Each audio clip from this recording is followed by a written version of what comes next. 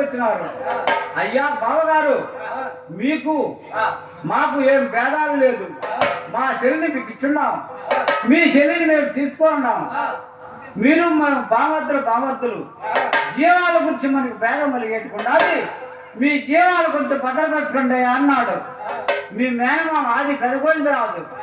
అప్పుడు మీ పిల్లయ్య కనక తొమ్మిదిరాజు ఎవరున్నారు దగ్గర, యో బావగారు, మీరు ఆలయ ముగ్గురైతే మాకు ఎక్కువ కాదు, మా రేవులన్నా తెప్పుకుందేమో కానీ మా జీవాలు మేము భద్రపరిచేది అన్నాడు మీ పిల్లయ్య కనక తొమ్మిదిరాజు. మీ మేనమామ ఏమన్నాడు, అయ్యా బావగారు ఎడకెంపుతో తెప్పబోయి అన్నాడు, మా చెల్లిని మీకు ఇచ్చుండాం, మీ చెల్లిని మేము తీసుకుంటాం, మా చెల్లిని మీరు అటు నిలుపుకోండి, మీ చెల్లిని మేము నిలుపుకుంటాం.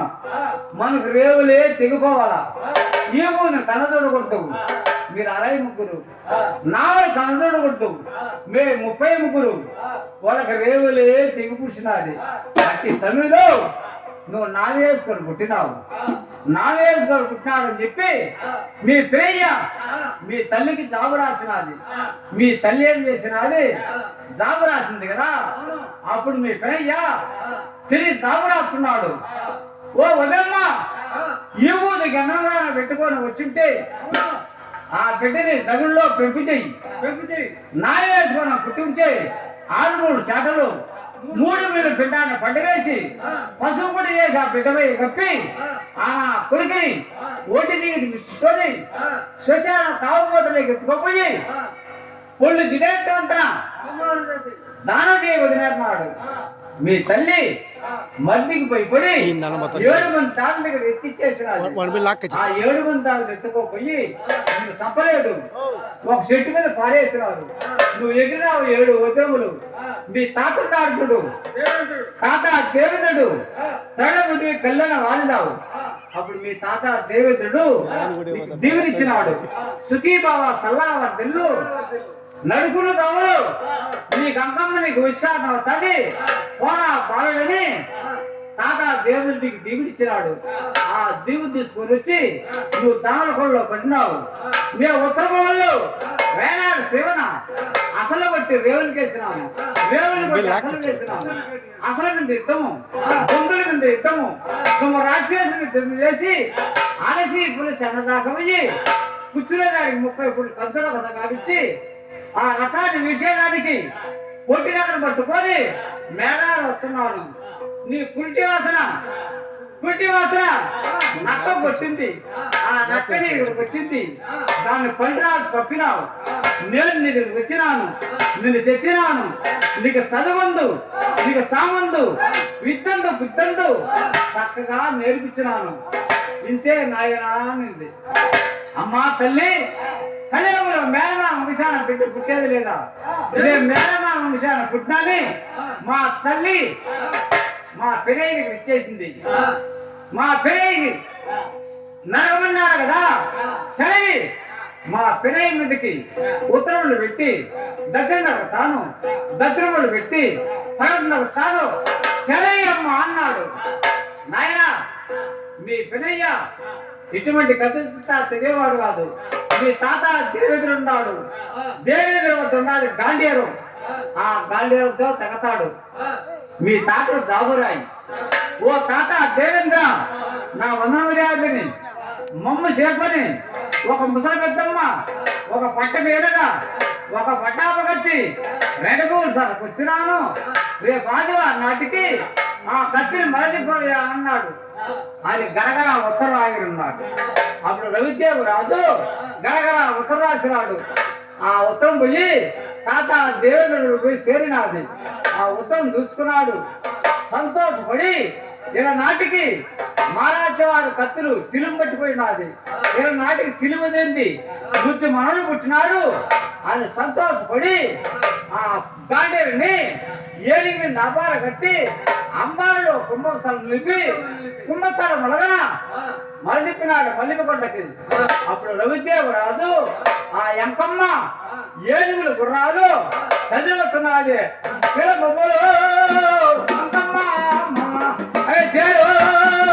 వచ్చారా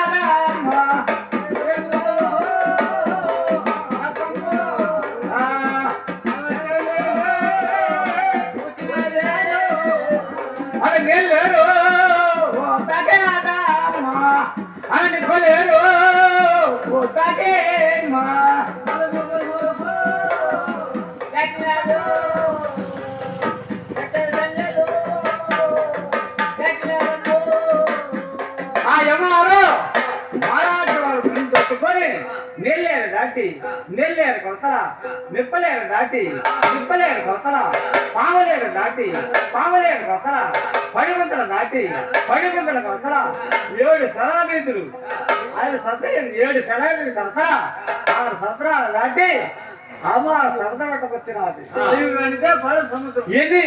ఎన్ని గుడాలు ఎత్తున ఆయన వెంజపల్లని కూడా అన్నాడు గుర్రాలు తగిన గుండెని గుడాలు ఏడికి తగిన ఎత్తేటి కూడా వచ్చినాడు రవిదేవరాజు నాయన రవిదేవరాజా నువ్వు ఉండే సంగతి మీ పినకి తెలియదు మీ పినకి ఉండే సంగతి నీకు తెలియదు రాయి ఎట్టాస్తావు తెలుసా ఒరే ఒరే బలపరాదా 7 ఏళ్ళ వాడిని ఒక ముసలిపెట్టమ్మ ఒక పట్టికి ఎనగా 2 సార్లు వచ్చున్నాను పొడుపుకొస్తువు గెలుపుకొస్తువు సరివేటుకొద్దువు సమాధానం కొద్దు అని రాయరా నాయన ఉత్తరం నాది అంకమ్మ యానా విప్పినాదు అప్పుడు రామ రవిదేవరాజు ఇకి పుట్టి ఈరి పుల్ల కాకి ఎత్తుకున్నాడు ఓరే బలభరాజా 7 ఏళ్ళ వాడు ఒక ముసలిపెద్దమ్మ ఒక పట్టాపు కత్తి 2 సరస్సు వచ్చున్నాను రేపు ఆదివారం నాటికి కొడుకుకొచ్చువు గెలుపుకొచ్చువు సరివేటి కొద్దువు సమాధానం కొద్దువు రవిదేవరాజు అన్నది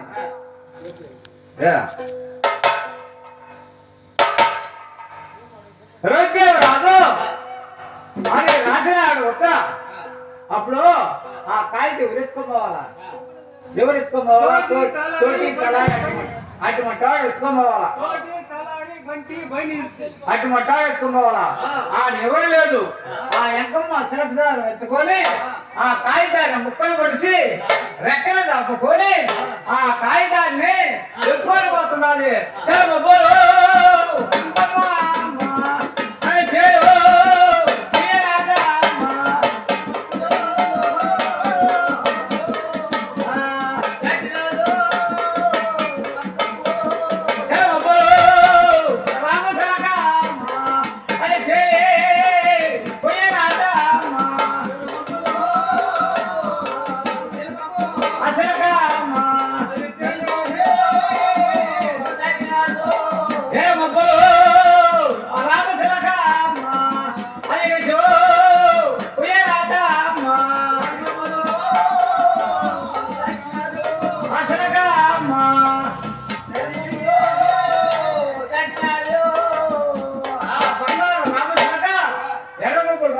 ఎలిచిపోతున్నది అప్పుడు గెదిరిమ్మ మానుండాది ఆ గెదిరిమ్మ మానదాడ స్నానం చేస్తున్నాడు బలపరాజు ఈ శిలక పొయ్యి ఆ మాన మీద వాలి పక్కు పక్కన 3 పలుకులు పలికింది చూసినాడు చూసి బలపరాజు ఒరే మధ్యరా దేవేంద్రుల కాడి నుంచి బంగారు రామసులు కూర్చున్నది దాన్ని పట్టి నా చేతికి ఏంట్రా అన్నది యానా చెప్పినాడు ఈ మంత్రులు చూడు కౌరించి పట్టపోయినారు అంకమ్మ దొరకదు ఎగిరిన అంకమ్మ 7 ఓదినములు రెక్కలు ఎవరివా తాటాచి ఆ కాగితాన్ని ఓ అజాడు ముదిరివేసి రవిదేవరాజు గుడారోజు చేరి కూర్చున్నది యానాడు చేరిపోయినాదు అప్పుడు అయ్యా మంత్రులు ఏమంటున్నారు అయ్యా రాజా శిల కొంచెం అంటుకుంటుంది ఏదో కెరట కాగితం వదిలేసిపోయింది దాన్ని చదవండి అన్నాడు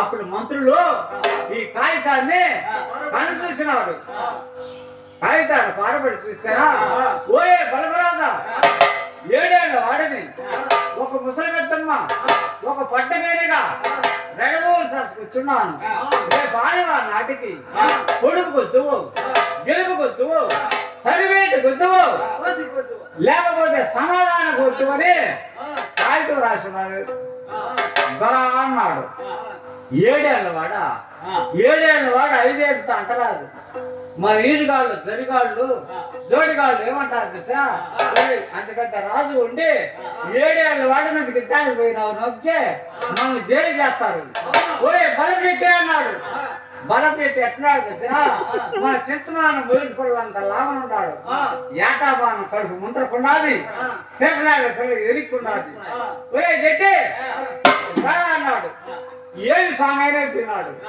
మా దొర రాబోతాడు, ఎవడో ఏడేళ్ళ వాడంట మా దొర రాబోతాడు, భద్రమని చెప్పేశాడు అన్నాడు. ఈ బలప చెప్తే పోతా ఉన్నాడు. ఎటు పోతాడు? కూడా మిమ్మల్ని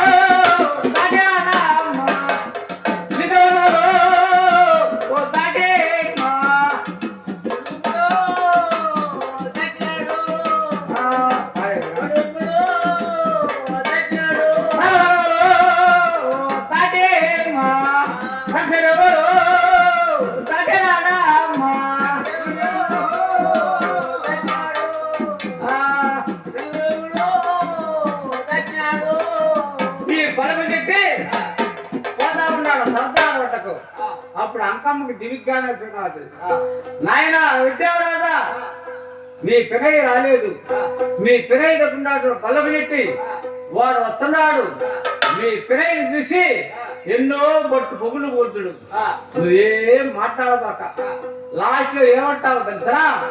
మీసాల గడ్డాలు చుట్టూ నేను మాట్లాడను. ఓడిని మళ్ళీగా పిలవనప్పుకొని ఓడికి సవరణ చేసి 3 రేవులు దగ్గరికి తనకి సీటు రాసి చుట్టూ కట్టి అంపించినామంటే అప్పుడు మీ పినయ్య కోపం కలిగి మీ పినయ్య నీ మీద యుద్ధానికి వస్తాడరా అని చెప్పి మంగళపున్నాడు పిలవనప్పినాడు. ఒక చిన్న గుడాలు కొట్టినాడు. ఆ మంగళ చిన్నవాడిని ఆ గుడాలు లోపల కూర్చొని పెట్టుకున్నాడు. వీడు వస్తున్నాడు చెప్పి, ఎవరా వీడు? మా దొర ఎటుమంటాడో తెలుసునా? అద్దరు వస్తున్నాడు, తప్పించుకోన్నాడు. దానికి ఏం మాట్లాడలేదు ఈ బిడ్డ రవిదేవరాజు. అగ్గి మినగలంటాడు మా దొర. అగ్గి పొంగులో పడితే పొంగు చేట అగ్గికి చేటు అన్నాడు. పొంగికే చేటు, పొంగుల అంటున్నాడు నువ్వు.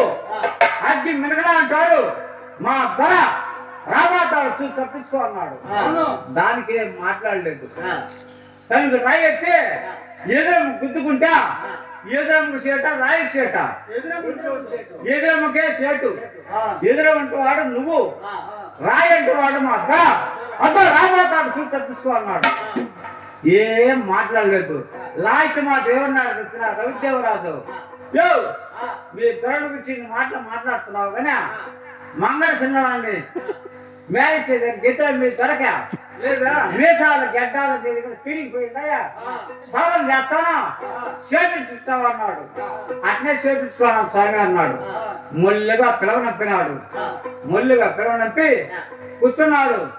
మంగళ చిన్నవాడిని పిలిచి, మంగళ చిన్నాడా, నేను ఎట్ట పాట పాడతాను అదే మాదిగా జడ్జికి నువ్వు సవరణ చేయాలా, అదే మాది చేస్తాం స్వామి.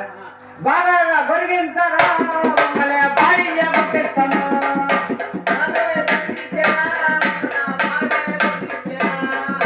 చూసుగా గొరిగించరా మమ్మల్ని సహాయ పట్టిస్తాను.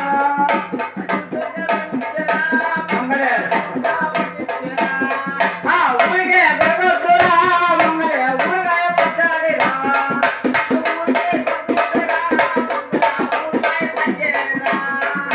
నన్నెత్తున బిడ్డు చేరా మమ్మల్ని చుట్టూ బాబురా